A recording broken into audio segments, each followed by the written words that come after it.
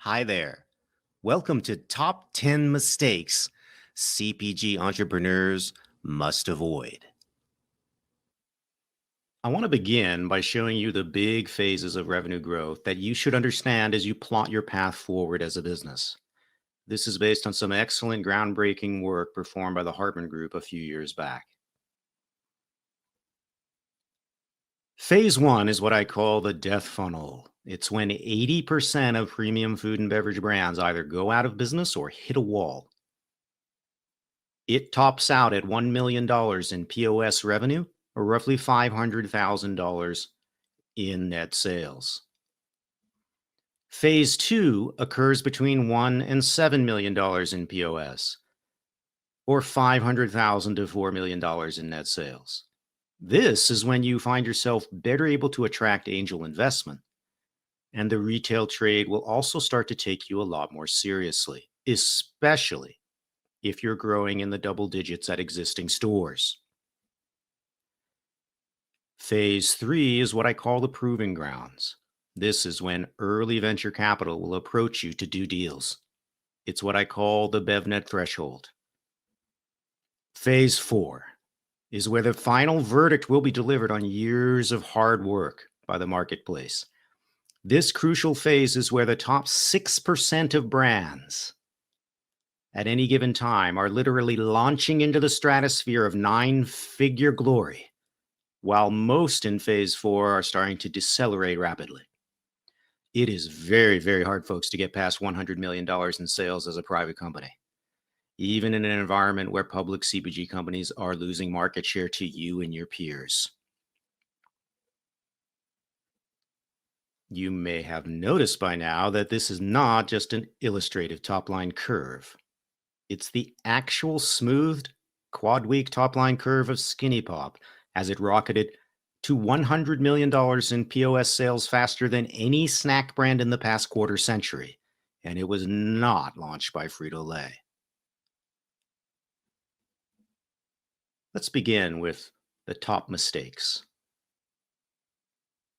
I'm going to present these in no particular order of importance, FYI, so that's why they're not numbered. The first mistake I want to talk to you about is not having a clear strategy. Any food and beverage brand, premium or mass market, has many, many tactical decisions that it has to make as it goes to market. And this slide represents just the highest level buckets covering those many, many, many decisions. I mean, honestly, just looking at it is probably overwhelming to folks who are new to the industry. Good strategy in premium food and beverage emerges from emphasizing a unique combination of specific positions along the 4 Ps that, as a whole, differentiate you strongly from existing competition. Each of your strategic positions on the 4 Ps involves trade-offs and will eliminate options, thereby creating operational focus.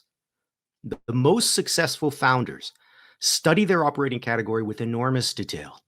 They know it better than most of their retail buyers do. They pick a unique 4P strategy that separates them clearly from natural organic peers.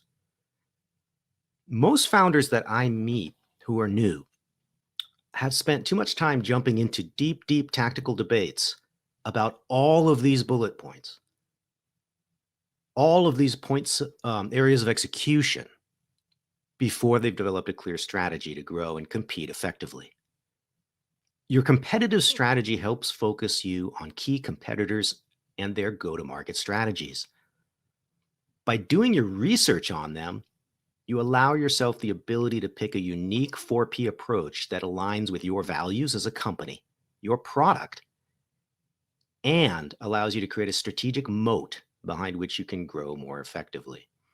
If you don't have a well thought out competitive strategy, you will slip into either perfectionism or operational overwhelm as you try to manage all of these buckets as equally valuable, when in reality they aren't.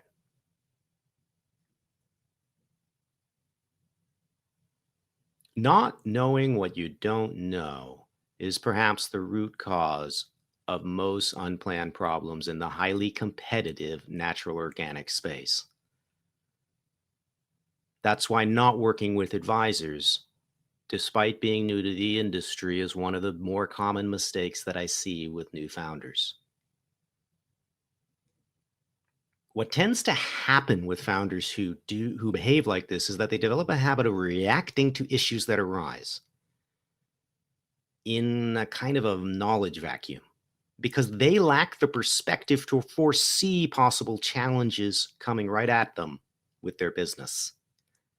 Advisors experienced in the food and beverage industry, especially the premium end of it, can help you see things you don't, in part because they're not attached to your business and the decisions you've already made the same way you are, but also because the good ones have experience finding your blind spots as a business leader and pointing them out in a productive way that allows you to get unstuck. The next mistake that's awfully common is not fundraising early enough, especially if you want to grow fast. Look, self-funded growth is absolutely possible. I have said it many times in public and in private to clients. Don't let anybody tell you otherwise. You do not need institutional venture capital to scale. If your gross margins are above 60%, you can relatively easily scale as a self-funded entity. However, if you want to grow fast or your gross margins are well below 40%, which I do not recommend, fundraising is going to be necessary to some degree or to a great degree. So what is fast growth? Generally speaking, 75 to 100% year over year or faster, because that is, by law of mathematics, the threshold of exponential growth. If this kind of growth and pace of growth is your bold ambition, then you need to begin fundraising very early. The key is to realize that fundraising doesn't begin with asking for money or pitching people. It begins with courting angel investors and getting them interested in you and your product. You need to do this long before you ask for money from them. Preferably, you will court high net worth individuals who are fans of your product already and who are not from the food and beverage industry. I call them uninformed money, and my favorite group are wealthy real estate developers.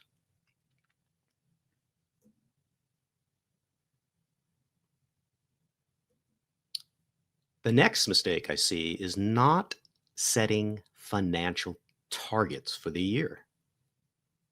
One of the most common mistakes is to simply chase accounts, retail accounts, one after the other without following a structured strategic plan based on achieving ideal revenue targets. Revenue targets force you to get very empirical about how many units you need to sell, to produce, and to ship. And then the target helps you answer the question of which retailers can help best meet these goals based on their ability to attract likely heavy users of what you sell. But it's important to pick revenue targets you know are feasible with existing and not wished for capital. It's also very important not to oversell your financial capability and your production capability, especially when you have a co-packer with lots of excess run rate awaiting you, who can tempt you into taking an account you're not ready to service. The important thing about revenue targets is that they are unambiguous. They're just numbers. If you don't meet them, you have to then say, why? What happened? This introspective process is critical in a well-run startup. It should be happening every year, sometimes twice a year, depending on the pace of growth. You must diagnose the business regularly and as objectively as possible.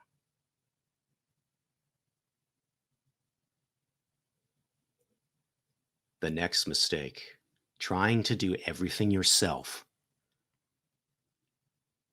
Folks who have shown up at a trade show booth have generally, but not always, generally moved beyond this stage because it's almost impossible to set up and manage a booth by yourself unless you literally are the world's biggest extrovert.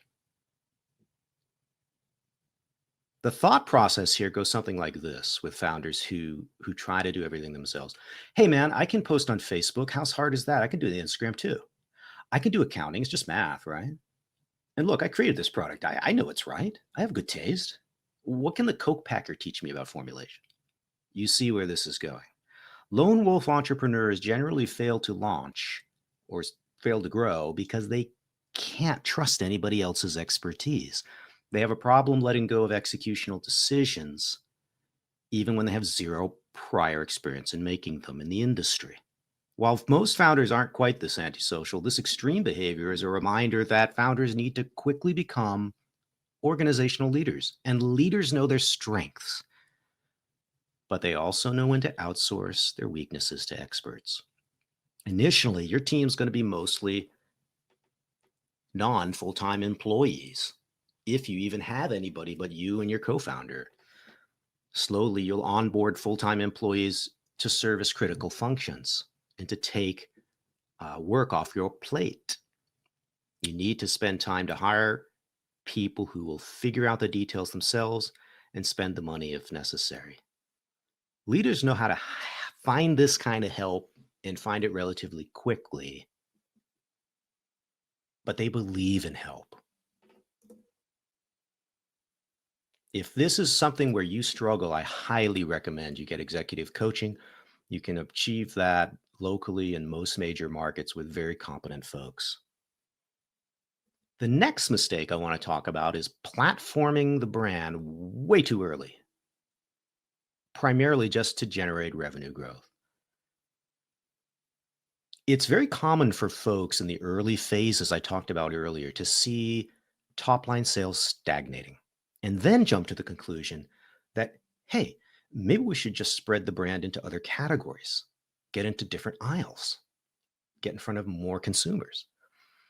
Some folks also tend to think that if they're doing well, maybe they got to $1 million and they're growing in the low double digits, that, hey, now they should capitalize on that victory, so to speak, with retailers and add more categories to the brand portfolio, almost as if their tribe of consumers in the original category will somehow follow them around the store. But both reactions uh, lead you down a very bad path.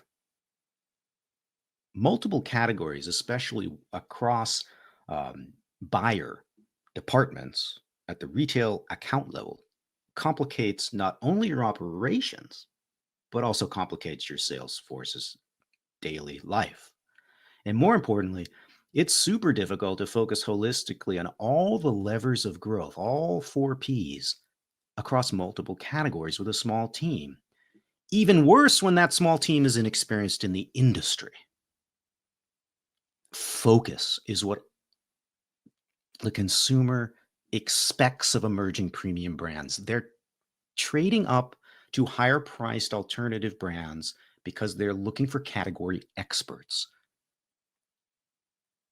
Entrepreneurs out there who are simply branding a supply chain or a vague concept that they want to platform, I guarantee you are rewarded with a less loyal, much more price conscious, fickle, and fragmented consumer base that's harder to activate with consumer promotions.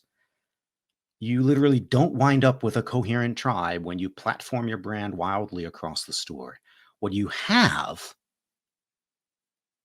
is a mess.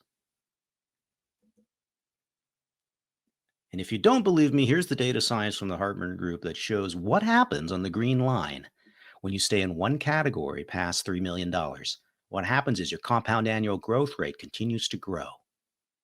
When you start adding categories on the red line, your compound annual growth rate starts to tank as you scale. Because you're not running a B2C business anymore. You're running a giant, complex, unwieldy B2B platform, co-packing, whatever it is. The next mistake is adding distribution way too quickly. This is a common mistake among startups that come into swaths of cash a little too early or without the benefit of experience in the industry. But it's also becoming more common when folks sign up for deals that they haven't vetted feasibly because larger chain buyers are approaching very small startups in phase one at trade shows. So it's worth studying this issue a little more because even a cash-strapped founder can make the same mistake when the target buyer comes to them at the wrong time in their revenue growth. The error usually occurs when entrepreneurs go nationwide into a conventional chain way, way too far ahead of time. Compound this with the fact that these chains are actively trolling the trade shows looking for folks that they can onboard prematurely for their own business interests. And seriously, this situation is getting way out of control. The problem with adding distribution too quickly is that you have not given yourself time to prove that there's actual recurring demand for your product, which is defined by repeat purchase. What can easily happen is that as you fire the fire hose nationwide, for example, in a chain, your sell-through, you find, outside of your home market where you are known, is horrible and doesn't meet the retailer's minimum hurdles, which can then cause you to get delisted, and an expensive buyback process can be triggered. Let's look at a case that's not too far in the past from a brand that had lots of money to start off with due to some celebrity investment. In the case of Dang, their velocity hit a wall long before sales slowed on their original coconut chip lines. The velocity here is measured in the orange line, and the gray bars represent the top line growth. The velocity actually hit a wall, if you look at the slope of that orange line, 18 months ahead of the end of this chart.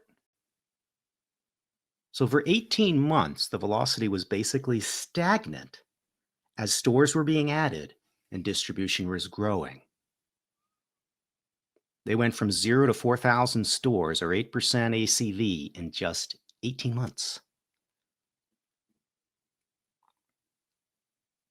When you can't support the business locally, and when your brand is new and has very low awareness, you cannot fire out nationally without a fair amount of support on the ground if you want to have strong, healthy velocities.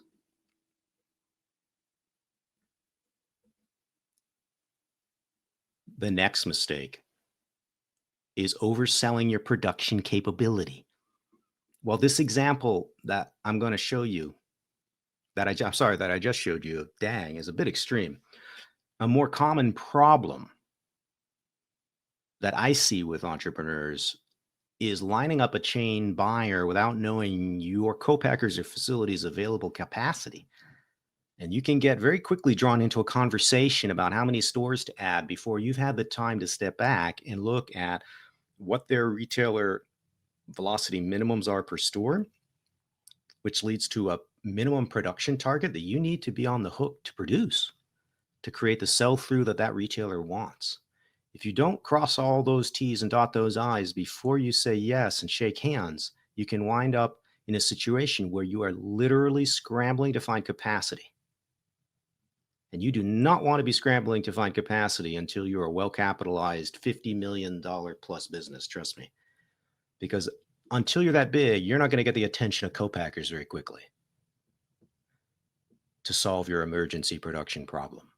This is why it's important to set production forecasts that, in a sense, are wildly optimistic, even if your revenue forecast is conservative. In other words, you need to be prepared for the very small chance that you actually do unlock explosive demand at existing points of distribution, because you don't want to be in a situation where you can't service the demand that you've unlocked.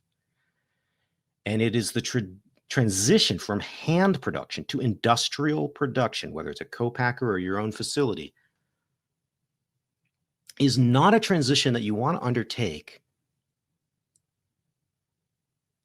after you've agreed to go national with a major chain account. You want to figure that out well in advance to agreeing with such deals. So over eagerly agreeing to national chain deals can set you up for a real production nightmare. And what it does is it leads to out of stocks at the shelf. And those out of stocks may actually be caused by fans who love you. But what will happen is that you will get delisted for poor service levels.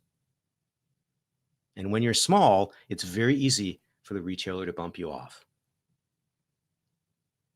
They will tolerate horrible service behavior from multi-billion-dollar public traded food companies precisely because they make them too much money. But you will not get that kind of grace from the retailer. The next mistake is letting your distributor or your broker set your growth strategy almost by default. For most founders, brokers or distributors are the first source of strategic guidance they have access to. But before taking that advice, it's important to recognize that both of these stakeholder groups are incentivized to grow volume, case volume, as quickly as possible. They're literally paid on a percent per case revenue basis. You need to think of brokers and distributors as professional agents of access to your retail shelves. Smart founders treat them as such and make them serve a longer-term growth strategy optimized for the brand's ongoing competitive situation. Brokers have a tendency to oversell how much time they will spend on store-level compliance as well, and don't expect them to do what a field sales team does for early-stage brands. Distributors are some of the heaviest advocates of traditional trade promotional tactics to drive lift because they work in driving case volumes through their warehouses. The best way to get the distributor to stop this innate default practice is to onboard your brand first with a retailer who pre-commits to volume, who then demands it from the distributor under the terms you negotiated with the buyer. This is more work. It takes a little longer. But it's what strategic selling is all about. But if you do not set a strong strategic plan or a strong strategy up in advance of hiring brokers and getting into distributors, they will definitely follow one by default. They may even offer you one.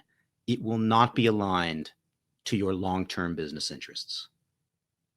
And it's not necessarily going to be tailored to your product's actual competitive situation.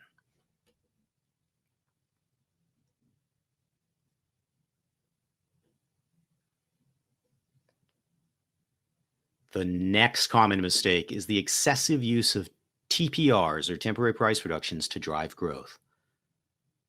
So distributors and failing chain retailers hate people like me for letting the word out about this, but I'm going to save you from some big mistakes. Guess what, guys and gals? TPRs drive lift most of the time, especially the first time you turn it on. But if used for too long or too frequently each year, they will dilute your consumer base and turn it into a bunch of when it's on deal consumers. And man, these folks are not going to be passionate fans. Passionate fans pay full price. They react quickly to volume deals because they're more than happy to stock up on something they love. But they don't require deals on single items. They're loyal. Using deals to drive velocity instead of consumer passion lowers your pricing power, it erodes your quality halo, and if it becomes the primary way that you remain on shelf, it will permanently compress your net margins and make the business even more dependent on large amounts of outside capital.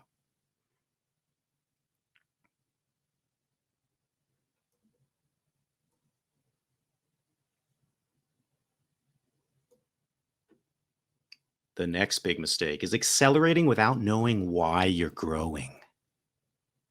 One of the biggest problems in I experienced working as a consultant for big public food and beverage companies was that well before they launch a new product, they've done so much bloody research and analysis that they actually have deluded themselves into thinking they know exactly why the consumer will embrace the product before any such consumer has actually eaten it. I mean, really. SodaStream is a great example of turning on the gas before you bother to listen to the consumer. SodaStream had a very specific environmental mission of reducing plastic bottle usage by bringing soda production to the home and shipping the consumer condensed syrups and CO2 directly, thereby eliminating the entire need for transporting giant cases of plastic bottles of soda around the country. So, who was the audience really? Well, in their mind, it apparently was an environmentally hyper-conscious, because I think we can agree that this is a hyper-conscious person, heavy soda drinker. Then they launched with lots of processed syrups, similar basically in their formulation uh, and their quality to legacy branded sodas like Coke and Mountain Dew. But what they were offering the consumer, as you can see here, were white label formulas, knockoffs. Now, anybody who knows soda knows that basically nobody buys private label soda. That's in part because soda flavors are actually IP patent protected secrets, and they're not that easy to imitate, and consumers are super, super, super, super picky, and they can tell a knockoff. So SodaStream's offering had a clear end goal, right? Reduce plastic bottle usage. The mission was obvious, but man, it chased a really odd consumer audience. I've been studying food and beverage consumers for over 15 years, and I never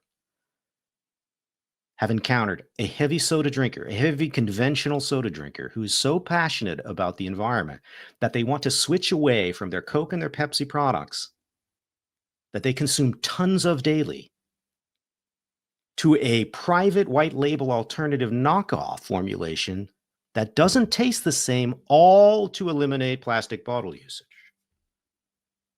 So SodaStream, used massive amounts of holiday Q4 discounting and promotional dollars, otherwise known as holiday seasonal marketing, to install tons of their machines around the country in the early years. But the business only worked if it sold syrup continuously and CO2 cartridges. What happened is that once the novelty wore off from the early consumers who bought it as a novelty holiday item, it was clear they'd sold to a whole bunch of people outside the Venn diagram implied by their innovation. In other words, they sold millions of these machines to people who just didn't care.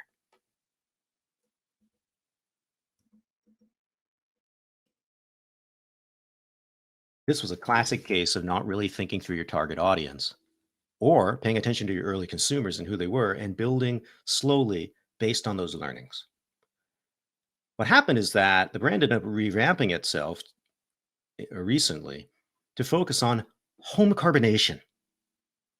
And guess who's really into home carbonation?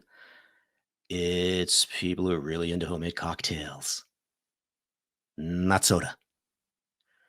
This is a warning to you to assume that you have a complete understanding of your product, how it's going to be used, and by whom before you've even sold it.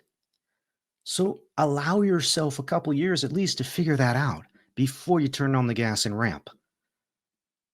Listen to your consumers, listen to your fans. If you build the business with their input, I guarantee you, you won't have to go through this crazy roller coaster that SodaStream did. The final mistake, investing in marketing to the wrong audience. It's kind of related to the one I was just talking about. But it's almost the flip side. SodaStream made the mistake of assuming they already knew the audience that would drive growth and sustained usage of their product. The other mistake, which is actually more common, is to assume that the innovator themselves, the founder themselves, is just like you in every possible way. I hesitate to call it narcissism, but folks, that's exactly what we're talking about. Now, I've worked with a client recently in this situation, and he had developed a product for kids to solve a particular challenge getting them fed the right kind of nutrition at dinner time. So he assumed his audience was young parents in a similar situation with similar nutritional aspirations for their children. No. Why? Well, the product had a sensory issue. I mean, it smelled and it chewed and it tasted completely different from the normal form of the product represented by the market share leading brands. But because he had not exposed his own children to these market share leading products, he had no problem feeding it to his kids because they had only eaten his version of it. They literally, as animals, had no frame of reference outside the product he had created.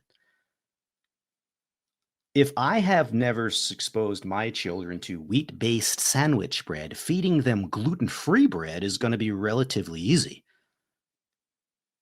But I think we can agree that's just not a very normal reality, and nor is it a large market to serve.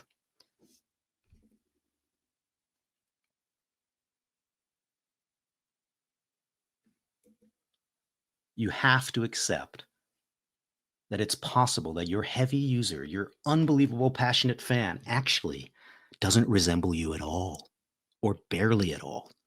And you have to be willing to go with it and run with it and build the business around them, anyways. Thank you so much for listening to Top 10 Mistakes Food and Beverage Entrepreneurs Must Avoid. I encourage you to check out my new podcast, Startup Confidential, on all major streaming platforms. You can learn more about me at www.premiumgrowsolutions.com, or you can email me at any time with questions at james@premiumgrowsolutions.com. Thank you so much for your time.